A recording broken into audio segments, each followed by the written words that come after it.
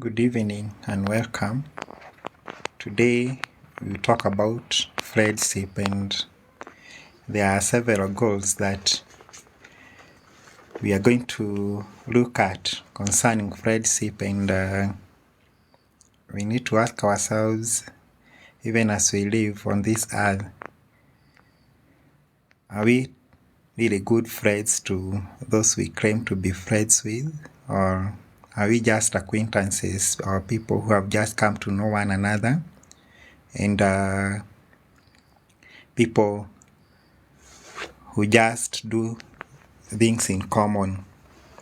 And this is a very important topic because we realize we live in a time when people don't care for one another, when there is no love, and everything is done out of convenience.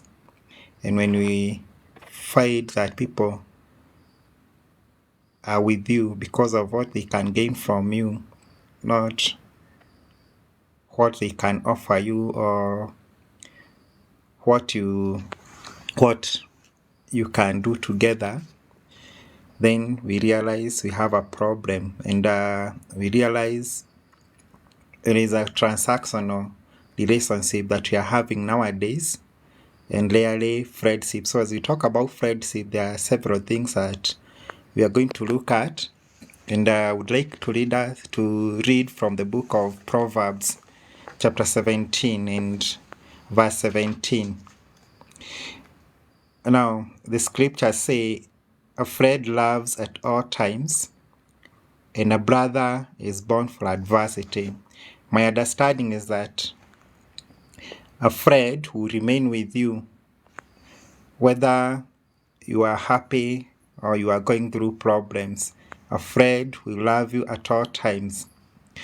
A brother is born to stand with you when you have problems and when you are going through trouble, but a friend will be there with you whether you have problems or you don't have problems, or either have trouble or you don't have trouble. So every time a friend would be with you, and such a friendship where you realize you are there for one another is built through going through several things together until you come to know one another to a point that you know what I'm going through, I know what you are going through if you are my friend, and I can give up everything just for your sake, and you too can give up everything for my sake. And we understand nowadays, when friendship has come as a result of convenience, people will be with you when things are working well for you, but when things are going wrong with you, they will leave you. So a friend loves at all times, and a brother is born for adversity. Now I'd like us to look at another scripture from the book of John, chapter 15, and you'll get to see what it means to be a true friend. Jesus was talking to his disciples, and he told them several things. They had been together for quite some time, and they have been walking a journey with them, and they faced several things together. And at this point, he was about to die, and there are several things he's revealing to them. And in John chapter 15, he tells them, "If you abide in me and my words abide in you, you shall ask what you will, and it shall be done unto you. In this is my Father glorified, that you bear much fruit, so shall you be my disciples. As the Father has loved me, so have I loved you. Continue in my love. If you keep my commandments, you shall abide in my love.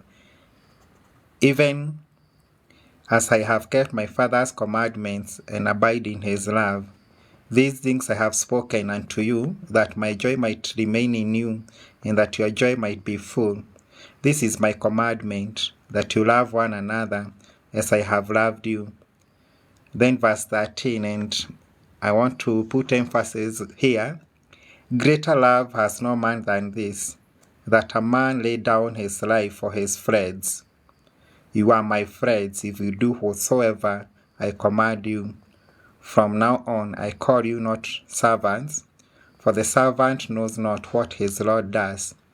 But I have called you friends, for all things that I have heard of my Father I have made known unto you.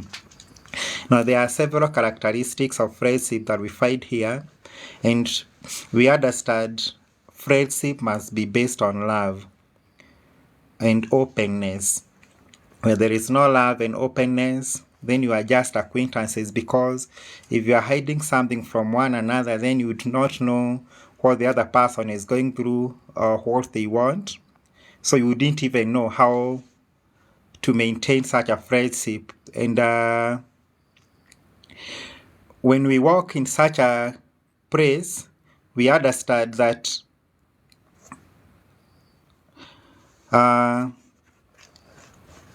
people who keep connected to one another through love, they get to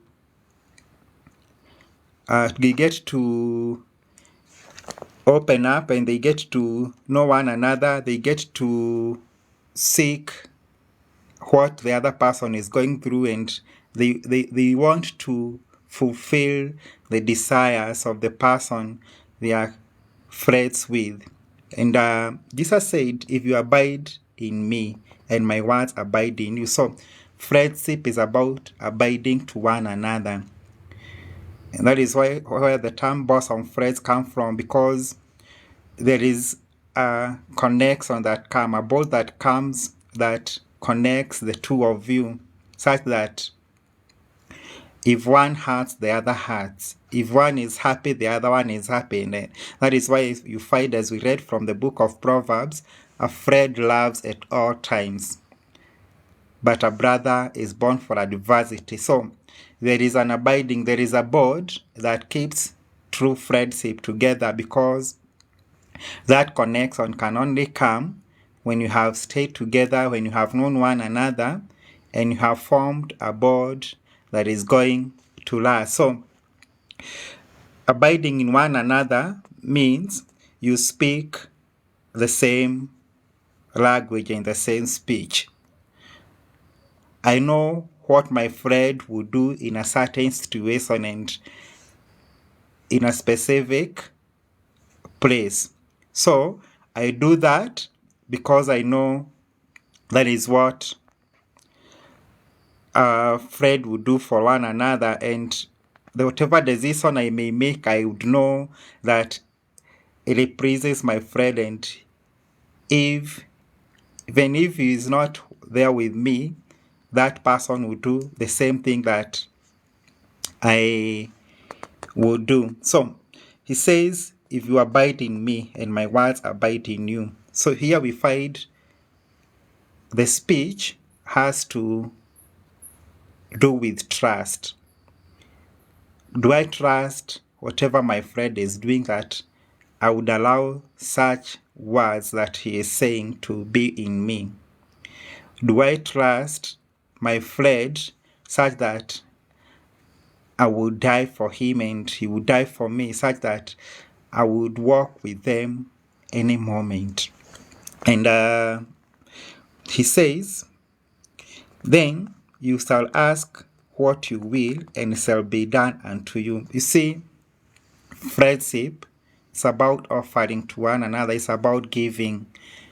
When you give to one another, I know if I have a friend, there is nothing that I would require of them that I will never receive, because we have worked together. We have become so much intertwined that whatever I need, I'll get from my friend, and whatever he needs from me, he'll get it from me. And Jesus is telling his disciples, now, if you abide in me and my words abide in you, then you shall ask whatever you will, and it shall be given unto you.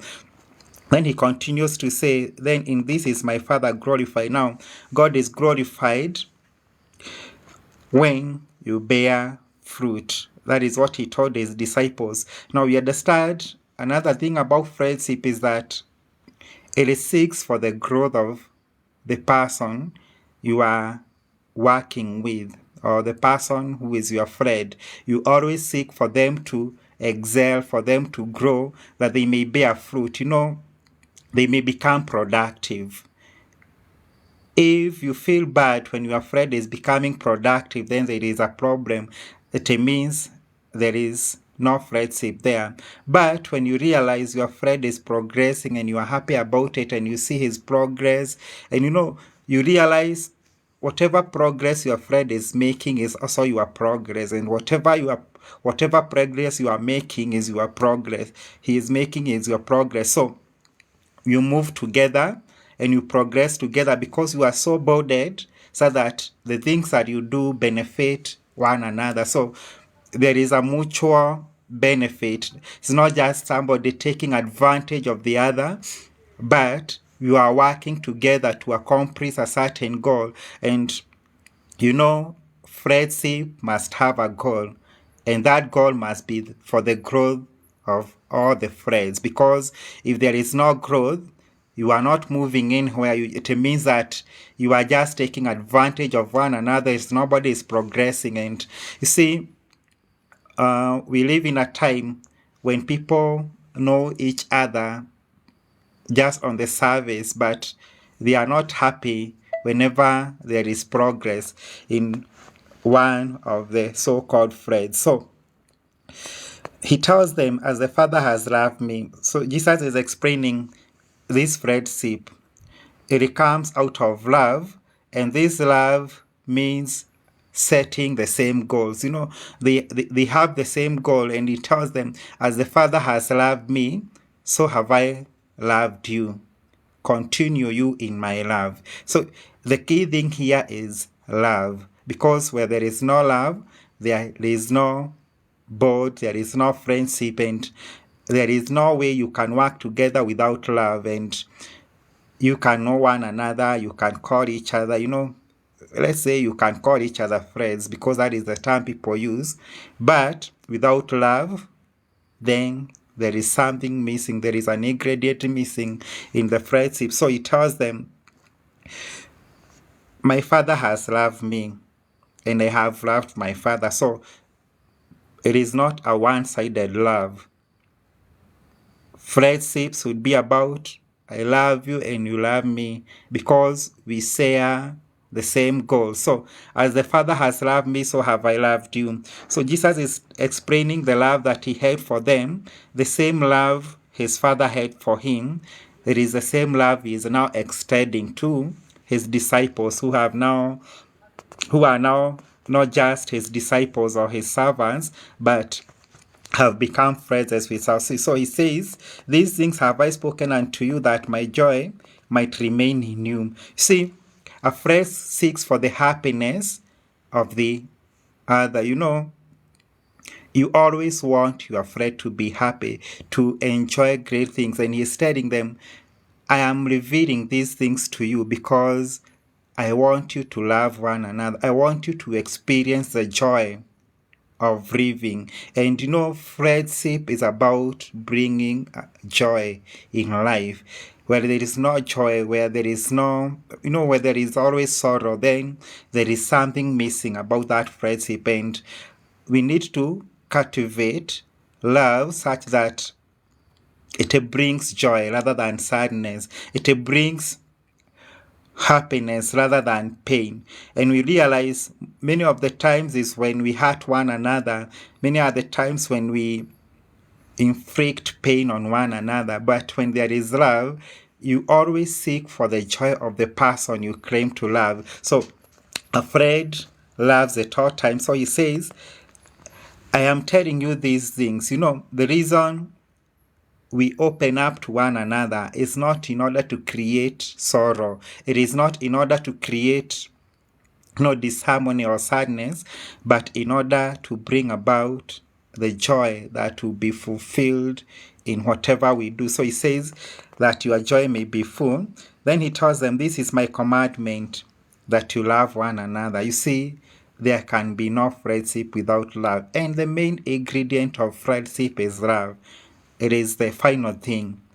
If there is no love, there is no working things out together. There is no, you can never accomplish anything, because you'll always even feel bad when you find your friend is progressing and you find friendship is about progress. So he tells them, greater love has no man than this, that a man may lay down his life for his friends. See, this love goes beyond even what we might think. It's not just about, helping you when you are in trouble. It is not about helping my friend when they are going through tough times. And you realize nowadays, we even rarely do that. We have said it has become a transactional form of friendship. You do this for me then because I'm expecting you to do it for me tomorrow. You come for me because I'll come for you tomorrow. I don't think that is the friendship.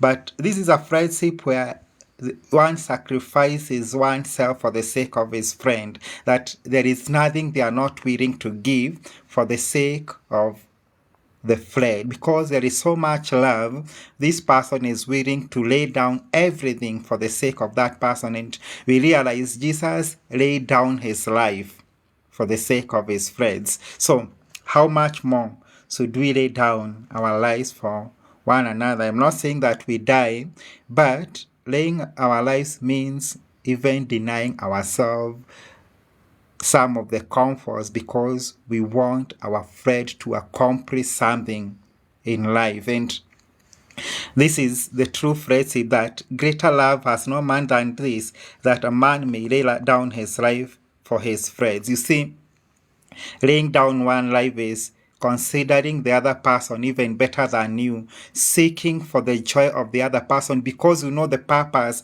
they have been called to, you know the purpose they have been called in. So you want them to experience the love. You want them to experience the joy of being friends with you. You want them to experience that strength that comes with knowing that there is somebody who is standing with me. There is somebody who can die for me. You want them to feel that even if everybody abandons them, you'll be there for them. There is somebody who can leave their things and be with me whenever I'm in trouble. And this is the love that we are talking about. So he says, greater love has no man than this, that a man should lay down his life for his friends. So he tells them, from now on, I call you not servants. You see, most of the times we are looking for servants and not friends. People who are going to serve our own interests, and we rarely reveal things to them apart from what we know is going to help us gain advantage over them. And I have come to understand that most of the friendships, and that is why I'm calling it transactional, is based on what am I going to gain from this person? What am I going to accomplish by becoming, by knowing this person and by befriending them? Is there any benefit that I'm going to get? If I have no benefit to get from them, then I dump them immediately. But here Jesus is telling them, I don't call you servants anymore, but I'm calling you friends, because a servant does not know what the Lord does. A servant only receives instructions. Do this, do that. But a friend goes beyond a servant because they know what is inside the other person. So they get so much close together that they know what the friend is thinking. They know what is going on. And I want to look at an example of such a true friendship that was shown between David and Jonathan. And we realize how key it is to have a friendship that is going even to deny even close members of one's family, because you know the purpose you want to accomplish or your friend is called for. And you realize most of the times we never understand. We become friends so that we can help each one grow to their destiny and to accomplish their purpose. We are not in a competition, but we are in a pursuit of every one of us discovering whatever they were called to be in life. And if you look at 1 Samuel chapter 19, we understand that Saul had a son called Jonathan, and Jonathan had his friend David, and Saul planned to kill David because, as we understand from earlier, David had been anointed to become the king of Israel. When Saul understood this, he wanted to eliminate David. So in chapter 19, Saul calls a meeting of his servants, and in that meeting his son is also present, and he says, "And Saul spoke to Jonathan his son and to all his servants that they should kill David. But Jonathan, Saul's sons, delighted much in David." Look at how friendship can save someone's life, even against close members of one family. But Jonathan's son, but Jonathan, Saul's son, delighted much in David. And Jonathan told David, saying, "Saul my father seeks to kill you. Now therefore, I pray you, take heed to yourself until the morning, and abide in a secret place, and hide yourself."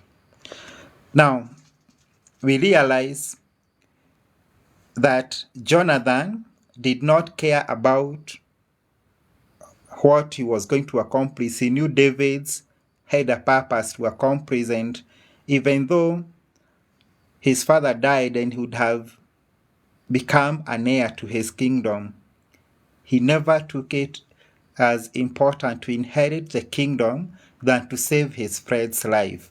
So he decided, I'm not going to allow my father to accomplish whatever he wants to do with David. I'm going to warn my friend David, even if it is going to be against my father's will. And what happened?